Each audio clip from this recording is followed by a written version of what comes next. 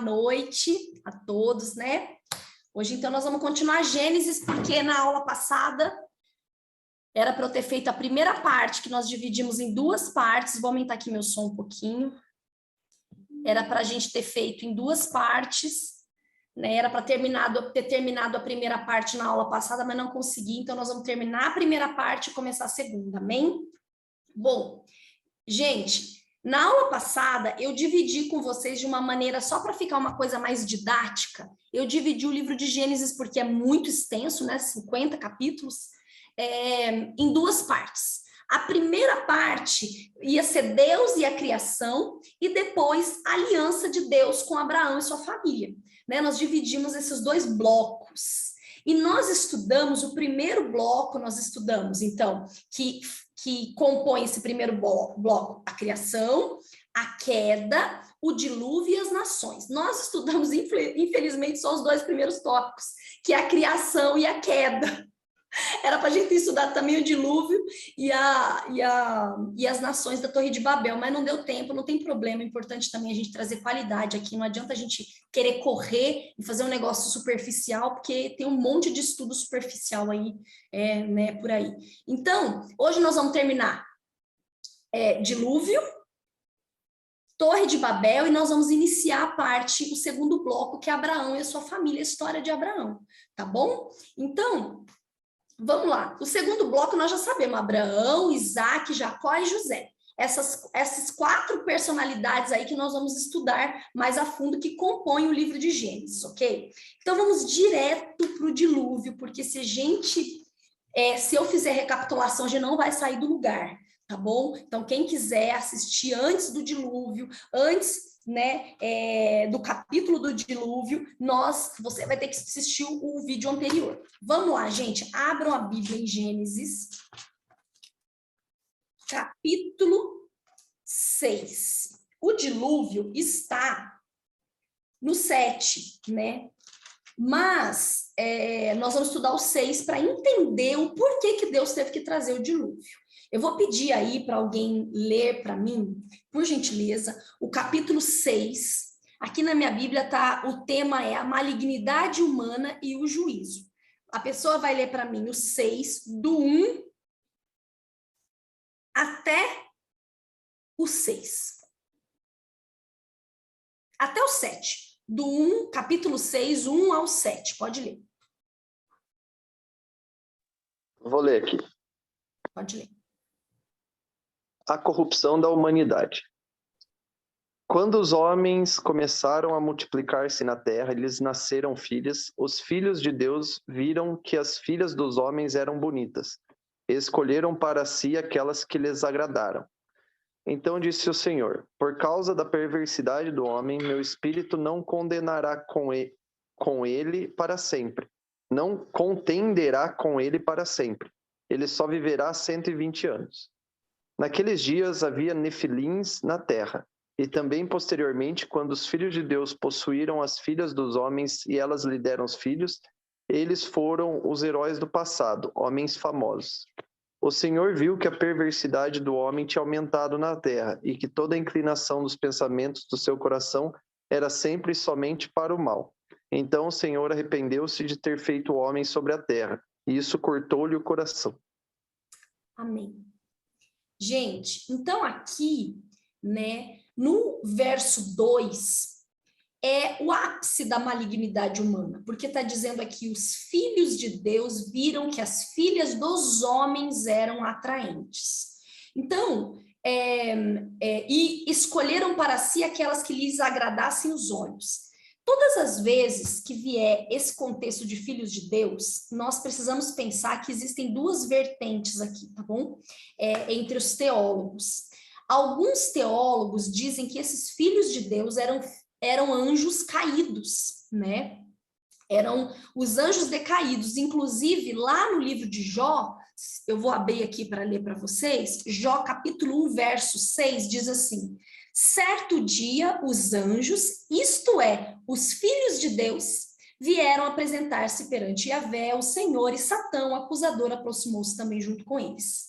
tá? Então, essa primeira vertente, que é a que eu também acredito, diz que os filhos de Deus eram anjos decaídos. E eles, pasmem vocês, começaram a ter relações sexuais com as mulheres, com mulheres humanas. Então, anjos com seres humanos, né? E aí lhe nasceram, por isso que o Léo leu aqui, o verso 4, os nefilins.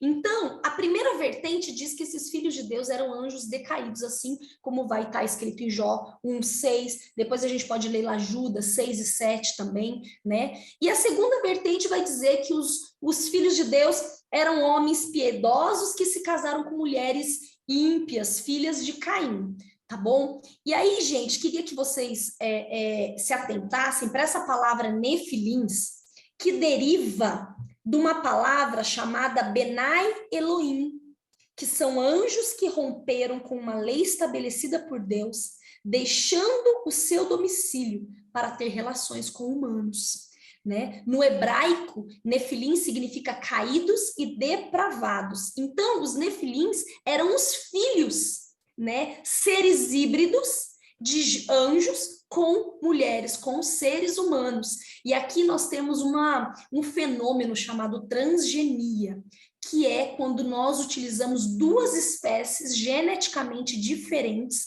para transformar numa só. Então, lógico, né? É uma transgenia de um DNA maldito, porque acabaram aqui que tá dizendo que esses nefilins, eles eram gigantes na Terra. E aqui, gente, eu queria, assim, colocar para vocês, porque o que acontece? Não é segredo para ninguém, eu, inclusive, isso não é história, eu conheço, inclusive, pessoas que mantêm, sim, relações com entidades espirituais, com espíritos malignos, tem relações com espíritos malignos, né? Esses dias atrás estava no Instagram, inclusive, rodando aí um vídeo de um homem que dizia que ele era abusado sexualmente durante a noite.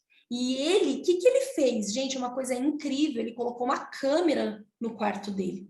E a câmera filmou a noite toda, ele tendo relação. Gente, uma coisa surreal. Ele levanta da cama, ele literalmente tem várias posições, né, tá ali em várias posições sexuais, tendo relação com um invisível que não é invisível.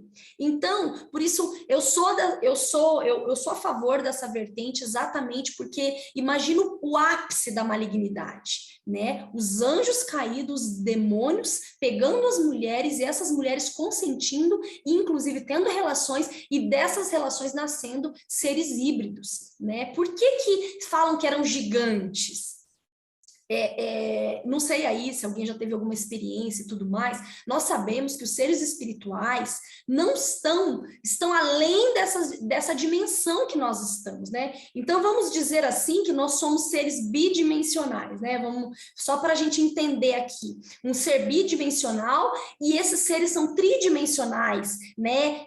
Tem dimensões muito maiores. Então é óbvio que como eles não têm o mesmo tamanho, estatura, dimensão que nós temos. Então, quando utiliza uma genética dessa com uma genética humana, por óbvio, vão nascer pessoas diferentes de humano com humano, né? Então, por isso que a Bíblia traz esses nefilins, né? E aqui, gente, eu escrevi aqui, com relação às dimensões. Uma coisa interessante é no capítulo 19 de 2 Reis, 19:35, vai ter uma passagem para a gente entender mais ou menos, né, o tamanho, a dimensão, como é que é diferente do ser humano, um anjo, né? No capítulo 19 de 2 Reis, verso 35, vai falar, né, vai contar a história lá do rei Ezequias, na época,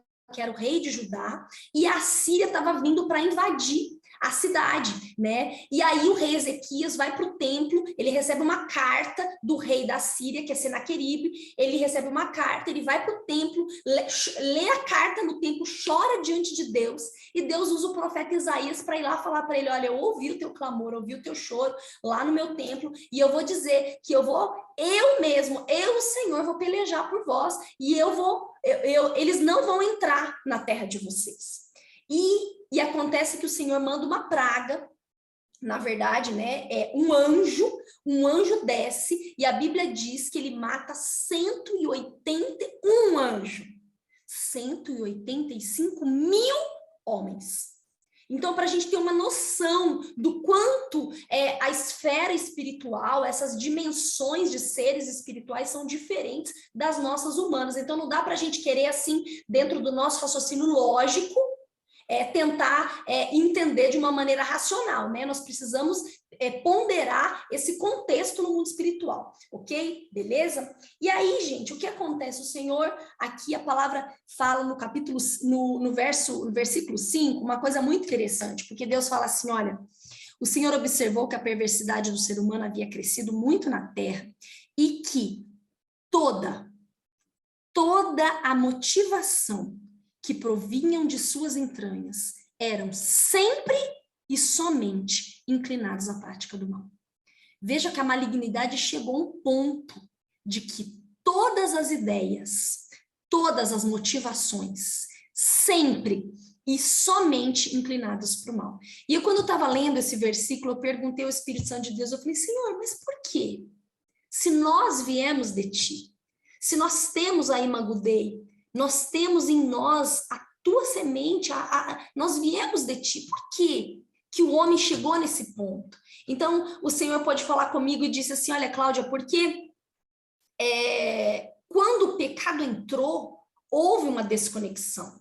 Aquilo que me conectava ao ser humano, que é o espírito, morreu. E a partir do momento que o espírito morre, o homem é simplesmente carnal e almático. Né? Ele não tem mais essa conectividade. Então, ele é totalmente almático e carnal. Então, por isso, toda e sempre a inclinação e a motivação do coração vai sempre tendenciar, né, para o mal, para a maldade. Então, quando a gente aceita Jesus, quando Jesus entra no nosso coração, o Senhor vai falar, olha, agora que vocês estão vivificados, que vocês nasceram de novo, foram vivificados pelo Espírito, não satisfazeis as obras da carne, né?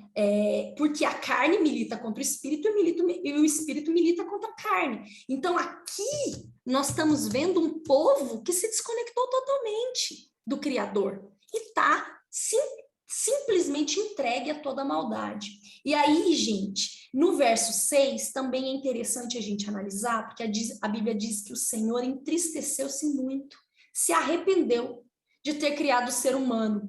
E aí, na minha Bíblia, King James, continua assim, e esse sentimento feriu profundamente o seu coração.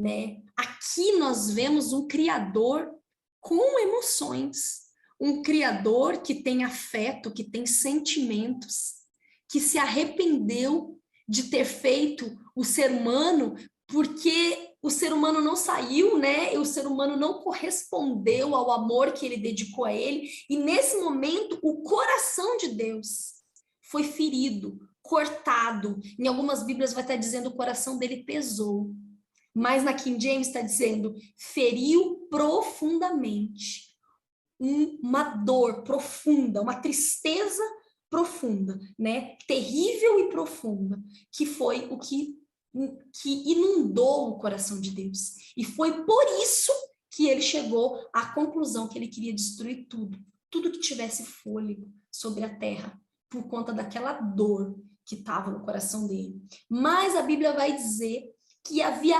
um único homem justo daquela geração toda corrompida. E nós vamos ler isso, sabe onde?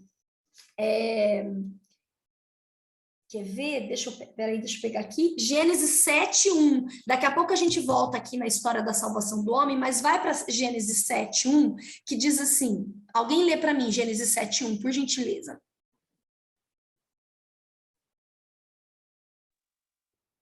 E o Senhor disse a Noé: Vem tu e toda a tua casa para dentro da arca, pois a ti eu vi como justo diante de mim nesta geração. Isso, na minha Bíblia está escrito, porque és o único justo que observo diante de mim no meio desta geração. Ele era o único. E por causa de um, Deus não destruiu a terra. Por causa de um, Deus não destruiu a terra. E aí, vocês sabem quem que eu lembrei? Eu lembrei, né, na época que Abraão estava com Deus, né? E o Senhor viu a maldade de Sodoma e Gomorra e disse: eu vou destruir essa terra. E Abraão falou: Senhor, e se tiver no meio dessa terra toda 50 justos, o Senhor vai destruir? Ele fala: não, se tiver 50 eu não vou destruir. Ele fala: Senhor, e se tiver 45? Também não vou destruir. E se tiver 40 justos, não tiver nem 45 nem 50, ele fala: também não vou destruir. E ele vai indo até que Abraão chega em 10 justos. De 2 cidades, Sodoma e Gomorra, de toda uma perversão, e o Senhor fala, por causa de 10 justos, eu não vou destruir. Só que o Senhor, pelo jeito, não encontrou esses 10 justos, porque ele acabou destruindo Sodoma e Gomorra, né? Ele não encontrou esses 10 justos. E aí, gente, sabe, é bom a gente também pensar, né, que a palavra de Deus fala que quando a semente cai no solo fértil, ela produz até 100 por 1, porque um justo verdadeiro alcança 100, sabe? Ele multiplica, a multiplicação e aquilo que Deus traz sobre a vida da pessoa é muito maior. E aí, então, Deus encontra Noé, esse único justo, e diz: olha, você é íntegro, justo e anda comigo, né? O verso 6, 9 vai dizer: eis a história de Noé.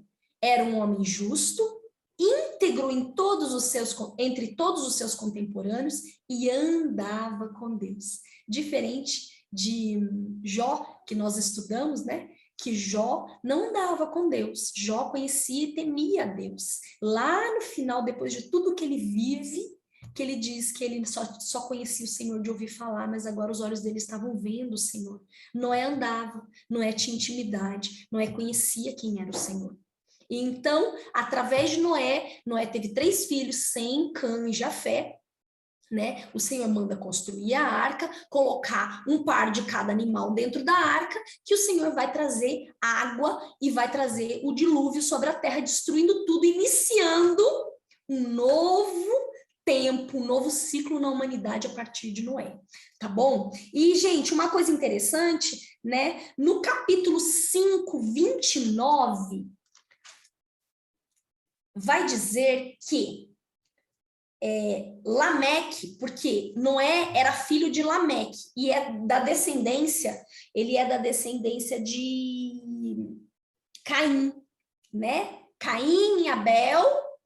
Caim matou Abel, então Caim foi tendo filhos, netos, e vem Lameque, depois vem Noé. E olha que lindo, gente, pontua aqui a Bíblia pontua no 29, por que Lameque deu o nome do filho de Noé?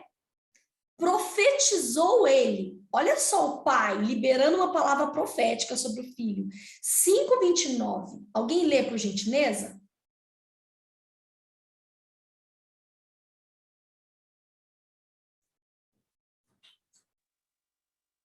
E ele chamou seu nome Noé, dizendo: Este deve confortar-nos com respeito ao nosso trabalho e ao labor das nossas mãos, por causa da terra que o Senhor amaldiçoou. Amém. E aí, gente, por isso o nome Noé significa descanso, repouso, consolo. Noé viveu 950 anos. Vocês viram aqui que o Senhor colocou um tempo, né? O Léo leu aí no 6:3, que o Senhor falou: olha, por conta da maldade, o homem não vai viver mais de 120 anos. Até tem vocês já viram umas piadinhas assim, uns velhinhos que tem 110 anos, aí põe um bolo assim de aniversário, o terror do INSS, vocês já viram? Muito engraçado, né? Então nós não passamos de 120 anos exatamente porque a palavra de Deus, o Senhor colocou um limite para o homem, exatamente por conta de toda essa maldade. Mas Noé viveu 950 anos e nós viemos da descendência de Adão, Noé, Abraão e nós chegamos, né? Nós somos todos, né, descendentes de Adão. E o livro de Gênesis é o primeiro livro que fala sobre uma filiação, né? Um livro que mostra como nós somos seres geracionais, seres que têm uma filiação, que tem todo um parentesco, né? Que é de um que surgiu todos. E aí, o que acontece quando Noé, todo mundo já sabe, o Senhor faz as especificações com relação à arca, ele faz a arca, né, diante daquela geração toda pervertida, ele está lá construindo aquele barco gigantesco, ele demorou mais ou menos uns 40, 50 anos para construir a arca, e então o Senhor dá um comando para os animais irem para a arca, eles vão, o Senhor manda o dilúvio. No capítulo 7, nós já vamos ver, né, o juízo de Deus pelo dilúvio. Nós vamos ver que o dilúvio começou a chover e ficou quantos dias de chuva? 40 dias chovendo sem parar sobre a face da terra. E Noé passou quanto tempo dentro daquela arca? 1 ano e 5 dias. Quanto tempo demorou para baixar a água sobre a terra? Gente, 150 dias demorou para baixar a água sobre a terra. E quando Noé saiu, né, vocês já sabem a história, ele manda uma pombinha, e a hora que se a pomba vai e volta sem nada, ele viu que a água ainda não baixou. Mas tem um momento que ele solta aquela pombinha, ela vai e ela traz um raminho de oliveira. Então ele entende que a água baixou, que ele poderia já abrir e sair com os animais e com a sua família. Aqui, gente, quero deixar uma reflexão para nós, que, assim, é algo que Deus fala muito comigo, né? Inclusive, uma vez, ele usou até uma profeta na madrugada para falar comigo, que muitas vezes o Senhor nos chama como Noé, né, para fazer algo muito louco, muito extravagante, pagar um preço. E o preço que nós pagamos, nós salvamos a nossa casa toda.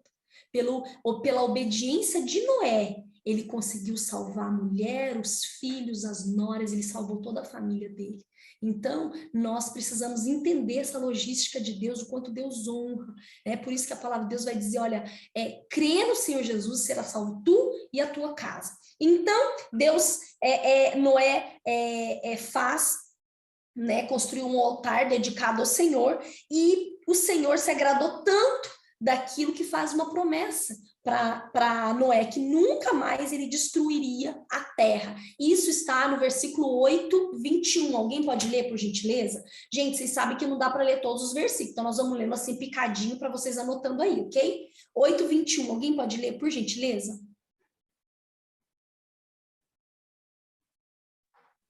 Eu leio aqui.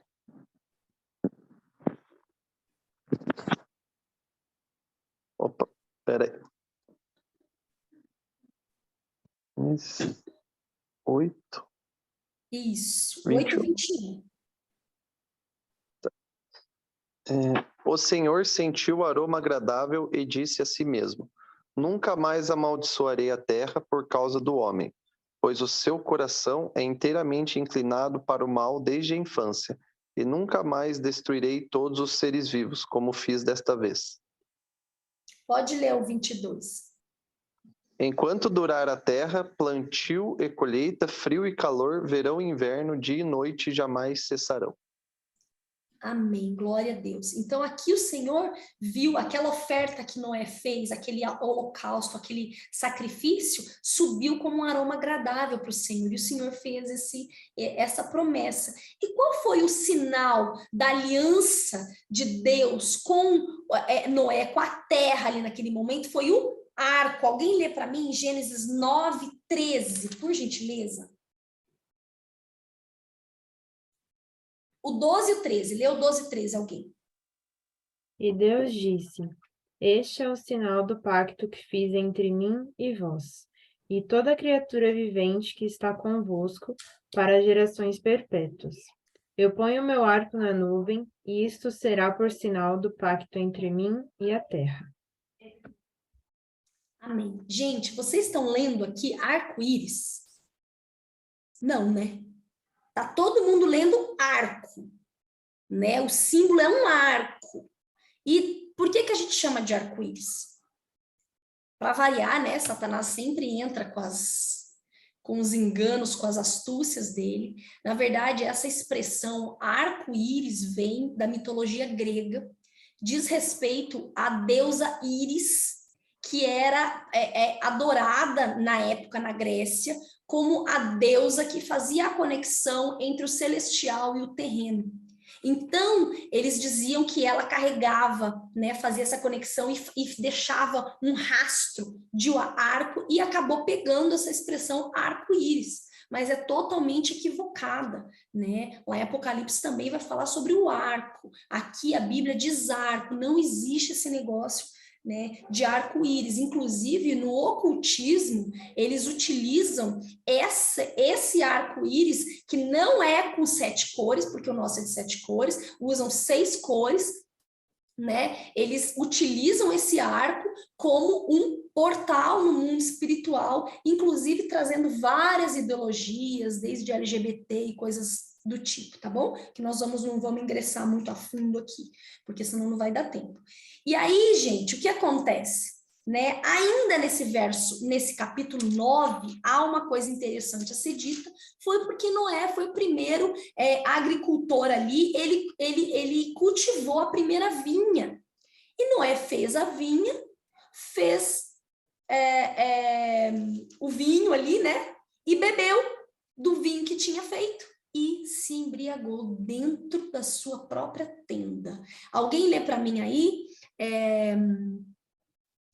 O 9, 20 e 21, por gentileza. Pode ler também, não, lê do 20 ao 25. 9, do 20 ao 25. Eu leio aqui. Lê. 9, do 20 ao 25. Noé, que era agricultor, foi o primeiro a plantar uma vinha. Bebeu do vinho, embriagou-se e ficou nu dentro de sua tenda. Cã, pai de Canaã, viu a nudez do pai e foi contar aos 2 irmãos que estavam do lado de fora. Mas Sem e Jafé pegaram a capa, levantaram-na sobre os ombros e, andando de costas para não verem a nudez do pai, cobriram-no. Quando Noé acordou do efeito do vinho e descobriu que seu filho caçula lhe havia feito, disse: Maldito seja Canaã, escravo de escravos será para os seus irmãos. Disse ainda: Bendito seja o Senhor, o Deus de Sem, e seja Canaã seu escravo. Gente, Amplie Deus. aqui tá. Até aqui, Léo. Tá ótimo. Obrigada. Aqui nós vamos ver algo, né, muito profundo. Por quê? Porque sem Cã e Jafé, o pai libera essa palavra de maldição na vida de um dos filhos de Cã, porque ele riu da nudez do pai, ele descobriu a nudez do pai contando para os outros irmãos. E aí o pai amaldiçoa ele, dizendo que ele seria escravo, e é muito verdade isso, porque os cananeus que derivam de Cã acabaram sendo subjugados, acabaram sendo escravos, perdendo guerras para Israel, tiveram que se sujeitar a Israel, né, lá na frente. E aqui também, gente, queria pontuar algo, né, com relação a essa questão, por que o Senhor, né, permitiu que Noé, mesmo pecando, trouxesse uma maldição sobre a vida do filho, né? Por que o filho ter dado risada e ter ido lá contar para os irmãos? Por quê? Porque o nome desse pecado é desonra. E desonra ao pai e mãe é o primeiro princípio da Bíblia, praticamente. Né? Lógico, amar a Deus sobre todas as coisas, o próximo a ti mesmo, tem todos os mandamentos. Mas há um princípio bíblico que, gente, trava tudo na vida da pessoa.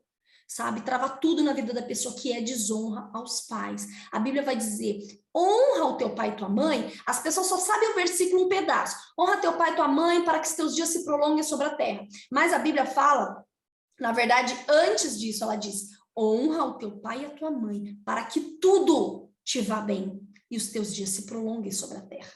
quando nós tomamos uma atitude de desonra aos nossos pais, nós rompemos com esse princípio e nem tudo vai bem. Aliás, muita coisa vai mal, exatamente por conta de uma rebelião. Porque, gente, os nossos pais tipificam, né? O Pai, Filho e Espírito Santo, os nossos pais, a família, ela nada mais é, eu acho que eu já expliquei isso para vocês na primeira aula de Gênesis, eu expliquei isso, Bruna, você lembra que eu expliquei? Eu acho que eu expliquei sim, que eu falo que façamos o homem, a palavra Elohim, que significa deuses, e Deus Sim, Pai, Filho, Espírito, a função do pai, da mãe, né? Então, o pai e a mãe, como são aqueles que tipificam o Senhor, quando você desonra, nada mais você faz do que uma rebelião. Você está se rebelando contra aqueles que o Senhor colocou como autoridade na sua vida. E foi o que Satanás fez lá no céu. Ele se rebelou contra quem era autoridade sobre a vida dele. Então, esse pecado de rebeldia, de desonra aos pais, gente, é uma coisa que trava a vida da pessoa. Eu conheço, inclusive, pregadores da palavra, pastoras, né, que tem um ato de desonra na história. O mundo espiritual não tem tempo nem espaço. Tem um ato de desonra lá atrás.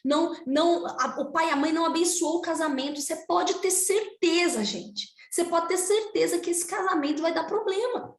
Por quê? Porque você feriu um princípio. Se essa pessoa, mesmo casada, mas agora meu pai e minha mãe aceitaram meu marido, aceitaram minha mulher, eles gostam. Mas acontece que você ainda continua colhendo consequências de problemas por conta desse ato de desonra. Já que eles gostam, que tal você e seu marido irem até eles e pedirem perdão por não terem pedido a bênção, por não terem obedecido, por terem desonrado naquele momento de terem casado sem a bênção, né? Isso é muito importante, parece uma bobeira, gente, mas é muito real. Eu tenho tido vários feedbacks de pessoas nesse sentido. Por quê? Porque você vai ver o final do livro de Malaquias, o último versículo do livro de Malaquias, o Senhor fala, olha, eu preciso converter o coração dos pais aos filhos e dos filhos aos pais, senão vou ter que ferir a terra com maldição, porque isso é um princípio básico. Então nosso coração precisa estar convertido ao dos nossos pais a nós. Não pode ter nenhum pecado de desonra, de rebelião com nossos pais da terra. Cláudia, mas o meu pai da terra é uma pessoa que é muito difícil, ele nem quis saber de mim, eu nem conheço meu pai. Não tem problema, junta com alguém que você conhece e libera perdão na vida desse pai, na vida dessa mãe. Mas o meu pai e minha mãe já faleceram, Cláudia, não tem problema, junta uma pessoa e declara no mundo espiritual, fala, Senhor, eu quero te pedir perdão nesse momento que eu desonrei meu pai e minha mãe já faleceram, mas eu quero te pedir perdão para que o Senhor cubra com o sangue de Jesus no mundo espiritual esse meu pecado de desonra. Lá atrás, eu peço perdão porque eu fiz isso, isso e isso, e a outra pessoa concorda com a sua oração, porque a palavra vai dizer, quando dois concordarem sobre algo aqui na terra, aquilo me pedirem, aquilo vos farei.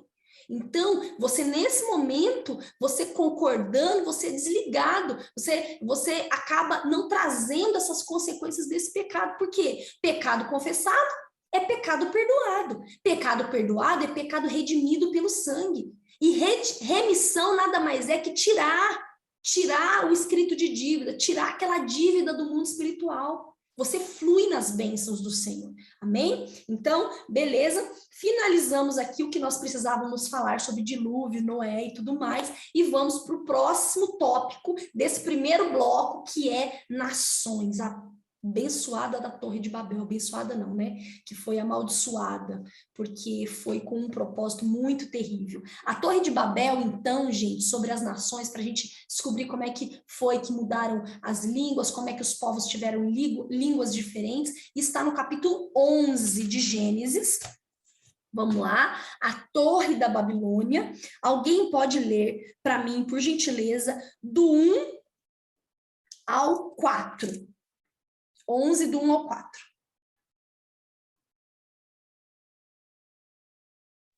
Eu leio aqui. No mundo todo havia apenas uma língua, um só modo de falar. Saindo os homens do Oriente, encontraram uma planície em Sinear e ali se fixaram. Disseram uns aos outros, vamos fazer tijolos e queimá-los bem. Usavam tijolos em lugar de pedras e piche em vez de argamassa. Depois disseram: vamos construir uma cidade com uma torre que alcance os céus. Assim, nosso nome será famoso e não seremos espalhados pela face e não seremos espalhados pela face da terra. Lê o 7, Léo, por gentileza. O Senhor falando aqui no 7, Venham. gente. Venham, desçamos e confundamos a língua que falam, para que não entendam mais uns aos outros. E pode ler o 8 também. Assim o Senhor os dispersou dali por toda a terra, e pararam de construir a cidade. Por isso foi chamada Babel, porque ali o Senhor confundiu a língua de todo mundo. Dali o Senhor os espalhou por toda a terra. Amém. Então, gente, na verdade, né, Babel no hebraico significa portão para Deus. O povo construiu a torre para que o nome do ser humano fosse honrado diante de toda a humanidade. Olha só, de novo o ser humano querendo subverter, querendo assumir um posto que não é dele, querendo adorar a si mesmo. Satanás, de uma maneira muito sutil, né, acaba levando a humanidade de novo a se rebelar contra esse Deus, a adoração a um Deus único. Então, o nome Babel que eles escolheram significava portão de Deus. Mas o Senhor mudou esse nome para Babel, que significa confusão, né? E aí, gente, o que acontece aqui? Agora eu vou falar para vocês, né, quem foi o líder de tudo isso, porque assim, isso que eu vou falar aqui para vocês é uma vertente, né, de alguns teólogos, é o que a maioria acredita, mas isso não está aqui nítido, escrito na Bíblia, porque tem outras fontes, tá bom?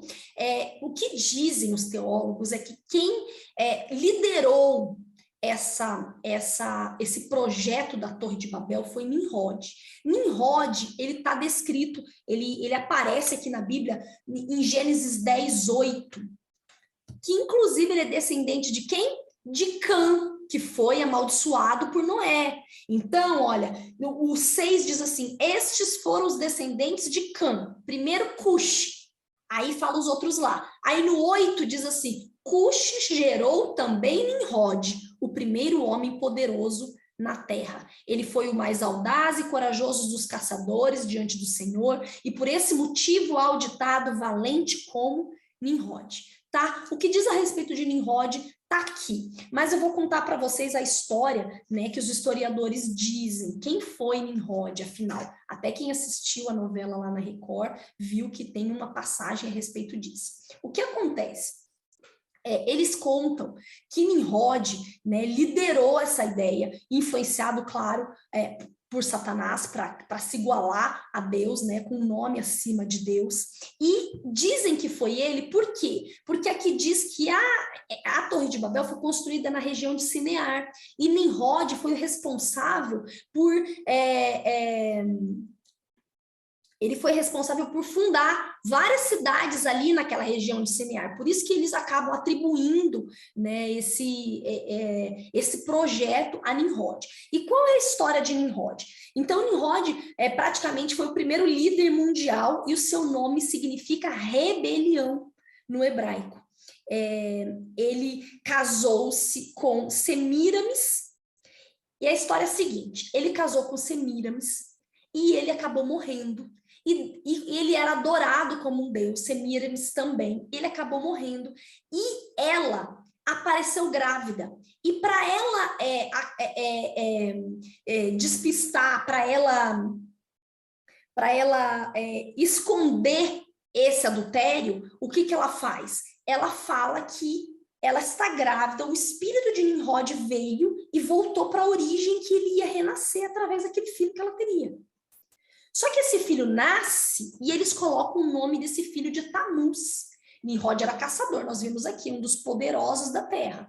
Ele era caçador. E esse filho de Semiras, que era Tamuz, ele também era caçador. E diz a história que mais ou menos com uns 30 anos, ele foi numa caçada de javali e ele acabou sendo morto lá. E o povo da época, os babilônicos lá da época, começaram a fazer o quê? Começaram a se jejuar e começaram a dilacerar o corpo, né? Durante 40 dias. E dizem que ele ressuscitou. Na verdade, esse filho, Tamuz, acabou ressuscitando e eles acabaram celebrando a ressurreição de Tamuz. Adivinha com o quê? Com troca de ovos. Uau, hein? Estamos vendo alguma coisa aí em comum, né? O que a gente está vendo lembrando disso? E aí passa essa falsa religião que vem da Babilônia, né? E a Semíramis foi considerada, então, uma deusa. E Tamuz também foi considerado um deus, né? Semíramis era considerada a deusa da lua, Tamuz foi considerado lá um símbolo, um deus também, e Nimrod, que veio para o ventre dela, e aí aparece qual figura, gente? A figura de uma mãe com um menino no colo. E essa figura de uma mãe com um bebê no colo, que ressuscitou, né? Esse símbolo acabou se espalhando por várias nações, pelo mundo todo, e quando chega à cidade de Pérgamo, que na época, né, essa cidade ficava na Grécia, hoje em dia ela fica na região da Turquia, já até mudou o nome para Bergana, lá da região da Bergana, Deus chama esse lugar de trono de Satanás. E essa criatividade, é isso mesmo.